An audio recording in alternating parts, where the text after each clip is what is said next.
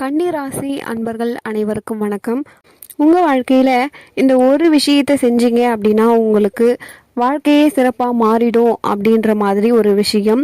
நீங்கள் வாழ்க்கையில் ஒரு முறை இந்த கோவிலுக்கு போனீங்க அப்படின்னா உங்கள் வாழ்க்கை சிறப்பாக மாறிடும் அப்படிங்கிறதுக்கு தான் இந்த பதிவு. அந்த காலத்தில் நிறைய பிரச்சனைகளை சந்திக்கக்கூடிய ராசிகள் பல இருந்தாலும் கன்னி ராசி அப்படிங்கிறதுக்கு ஒரு ஸ்பெஷலான ஒரு சிறப்பான கோவிலை சித்தர்கள் வடிவமைச்சிருக்காங்க. இப்போது கன்னி ராசியை பொறுத்த வரைக்கும் இப்போ தான் 9ல் குரு இருக்காரு. சனி பகவான் ராகு கேது பகவானால் பிரச்சனைகள் இருக்கார். என்ன அப்படின்னு கேட்டிங்கன்னா 3 விஷயங்கள். 9ஆம் இடம் அப்படிங்கிற அந்த இடத்துல குரு பகவான் இருந்தாலும் பாக்கியஸ்தானத்தில் குரு பகவான் இருந்தாலும் ஒரு வருட காலமாக அஷ்டமத்தில் குரு இருக்காரு. இந்த அஷ்டமத்தில் குரு இருந்த காலத்தில் நிறைய தவறுகள் தெரியாமல் நடந்திருக்கும். அந்த தவறுகளுக்கு பிராச்சித்தம் என்ன செய்யறது, பரிகாரம் என்ன செய்யறது, என்ன செஞ்சால் இதிலிருந்து நம்ம தப்பிக்க முடியும் அப்படிங்கிற ஒரு விஷயம் ஒவ்வொரு கன்னிராசி அன்பர்களுக்கும் பெரிய கேள்விக்குறியா இருக்கும். ஒரு சில பேர் வாழ்க்கையவே தொலைச்சிருப்பாங்க, ஒரு சில பேர் பணத்தையே இழந்திருப்பாங்க, ஒரு சில பேர் உடல் சம்பந்தப்பட்ட பிரச்சனையை அனுபவிச்சுட்டு இருப்பாங்க. ஒரு சிலருக்கு என்ன விஷயம் அப்படின்னு சொல்றதுக்கு அவங்களுக்கு யோசிக்கிற அளவுக்கு கூட யோசனை இருக்காது, நேரம் இருக்காது. இதுதான் பிரச்சனைன்னு சொல்ல முடியாத அளவுக்கு எல்லாமே பிரச்சனையா இருக்கும். அப்படி இருக்கக்கூடிய ஒவ்வொரு கன்னிராசி அன்பர்களுக்குமே இந்த பதிவு ஒரு மிக மிக ஒரு நல்ல வரப்பிரசாதமாக இருக்க போகுது. ஏன்னா கடவுள் நம்பிக்கை அப்படிங்கிறது கொஞ்சம் குறைஞ்சிருக்கும். சுற்றி உள்ளவங்களுடைய பேச்சுகள் வெறுப்புகளாக மாறி இருக்கும். நம்மளை மட்டும்தான் இறைவன் இவ்வளவு சோதனை பண்ணுறாரோ அப்படிங்கிற மாதிரி ஒரு எண்ணம் உங்களுக்கு தோன்றி இருக்கும். இதற்கு ஒரு மருந்து, இதற்கு ஒரு தீர்வு அப்படிங்கிறது தான் இந்த பதிவு. அந்த காலத்தில் என்ன பண்ணுவாங்க, பிரச்சனைகள் அதிகமாக வந்தால் 3 விஷயங்கள் கையாளுவாங்க. முதல்ல ஜாதகம் பார்ப்பாங்க, 2வது ஹோமம் பண்ணுவாங்க, 3வது விஷயம் பரிகாரம் செய்வாங்க. ஸோ என்னை பொறுத்த வரைக்கும் இந்த ஒரு கோவில் நீங்க போயிட்டு வந்தீங்க அப்படின்னாலே உங்களுக்கு நல்ல மாற்றமும் முன்னேற்றமும் கட்டாயம் ஏற்படும். ஏன்னா இந்த கலஸ்தரஸ்தானத்துல ராகு இருக்கிறதால திருமணம் சம்பந்த பல பிரச்சனைகள் ஒவ்வொரு கன்னிராசிக்குமே இருந்திருக்கும். அதே மாதிரி அஷ்டமத்துல குரு இருந்ததால பொருளாதார வீழ்ச்சி, பொருளாதார ஏமாற்றம், பணம் சம்பந்தப்பட்ட தோல்விகள் அதிகமாகவே சந்திச்சிருப்பீங்க. உங்களுடைய அடக்குமுறையில சில விஷயங்கள் நடந்திருக்கும். மனதுக்கு பிடித்த விஷயங்கள், அதை தாண்டி எந்த விஷயம்தான் நம்ம லைஃப்ல நடக்கக்கூடாதுன்னு நினைக்கிறோமோ, எந்த விஷயங்கள்லாம் நம்ம லைஃப்ல நடந்துச்சுன்னு ஃபீல் பண்றோமோ அதை பற்றிய சிந்தனைகள் அதிகமாக இருக்கும். யாரை குறை சொல்றது அப்படிங்கிறத தாண்டி நம்ம மேல நம்மளுக்கு ஒரு அசிங்கம் ஏற்படும். நம்ம பட்ட அவமானங்கள் நம்ம மனசு கிழிக்குது, காயப்படுத்துது பாருங்க. இது எல்லாத்துக்குமே ஒரு நிரந்தர தீர்வாக, இது எல்லாத்துக்குமே ஒரு கரெக்டான பர்ஃபெக்டான ஒரு சமயோசிதமான ஒரு கோவிலாக இது இருக்க போகுது. இந்த கோவில் இப்போ கண்டுபிடிச்சது கிடையாது. இந்த கன்னிராசி அன்பர்கள் அந்த கோவிலுக்கு போயிட்டு பல பிரச்சனைகள் தீர்வு கிடைச்சிருக்கு, புதுமையான சில விஷயங்கள், குழந்தை பாக்கியம் ஏற்பட்டிருக்கு அப்படின்னு சொல்லிட்டு அனுபவிச்சிருக்காங்க. அந்த அடிப்படையில் கன்னிராசி அன்பர்கள் இந்த கோவிலை பயன்படுத்திக்கணும் அப்படிங்கிறதுக்காக தான் இந்த பதிவு. இதில் எந்த காலத்தில் எந்த நேரத்தில் போகணும், இந்த கோவில் எங்கே இருக்குது அப்படின்னு சொல்லிட்டு இந்த பதிவில் பார்க்கலாம். முதல் முறையாக நீங்கள் நம்ம சேனலில் பார்க்குறீங்க அப்படின்னா மங்களயோகம் யூடியூப் சேனலை சப்ஸ்கிரைப் பண்ணி வச்சுக்கோங்க. இந்த பதிவு உங்களுக்கு ரொம்பவே ரொம்ப பயனுள்ளதாக இருக்க போகுதுங்க.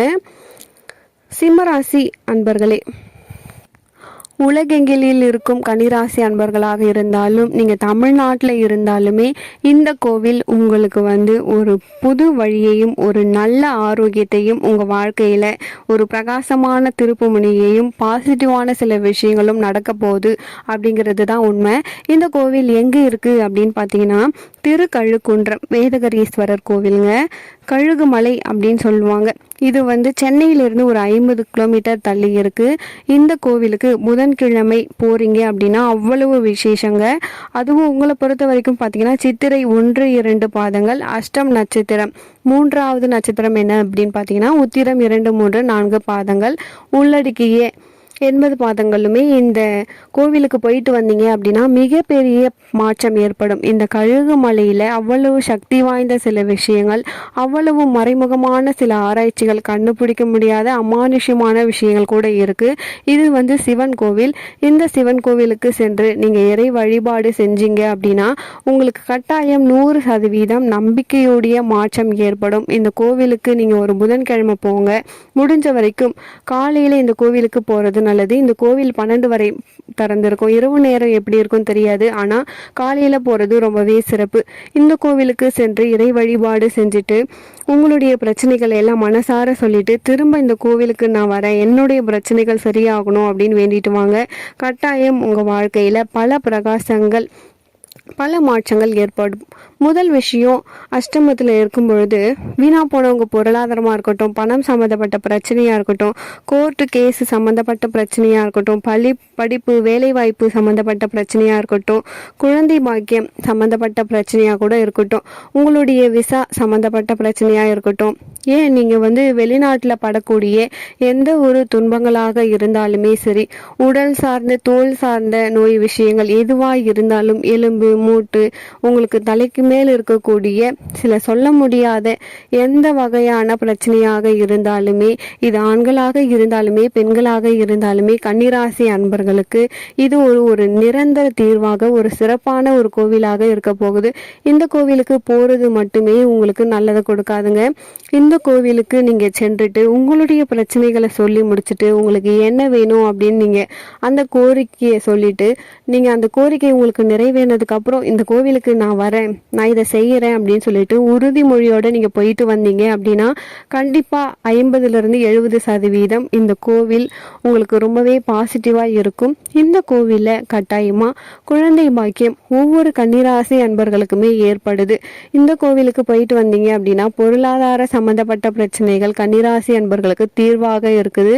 இந்த கோவிலுக்கு போயிட்டு வந்தீங்க அப்படின்னா உங்களுக்கு நெகட்டிவான விஷயங்கள் உங்களை சுற்றி நடக்குது, ரொம்ப முயற்சி செஞ்சாலும் தோல்வி அடைகிறீங்க, யாரோ ஒருத்தவங்க உங்களுக்கு ஏதோ செய்கிற மாதிரி இருக்குது, உங்களுக்கு தேவையில்லாத உடல் சம்மந்தப்பட்ட பிரச்சனை வருது, உங்கள் வீட்டில் சம்மந்தமே இல்லாமல் சண்டை வருது, உங்கள் வீட்டில் ஒருத்தர் மாற்றி ஒருத்தவங்களுக்கு வேலையில் பிரச்சனை வருது, பணம் ஒரு கேள்விக்குறியாக இருக்குது, ஒவ்வொரு நாளுமே கடத்துறது ஒரு போராட்டமாக இருக்குது அப்படின்னு நினச்சிங்கன்னா இந்த கோவில் உங்களுக்கு சரியான நிம்மதியை தரும். அதாவது ஒரு பர்ஃபெக்டாக இந்த கோவில் ஒரு சீக்ரெட்டான கோவில், ஆனால் சீக்ரெட் ஆஃப் சக்ஸஸ் அப்படிங்கிறது கண்டிப்பாக இந்த கோவில் உங்களுக்கு கொடுக்கும். ஒரு கன்னிராசி அன்பர்கள் இந்த கோவிலுக்கு போயிட்டு தங்களுடைய பொருளாதாரத்தை மீட்டு அந்த பொருளாதாரத்தை அதிகரித்து இப்போ அவர் கடனெல்லாம் அடைச்சி அவர் இப்போ ஏற்கனவே விட்ட பணத்தை இப்போ திரும்பவும் அவர் வாங்கிட்டு 10 பேருக்கு வேலை கொடுக்கக்கூட தான்.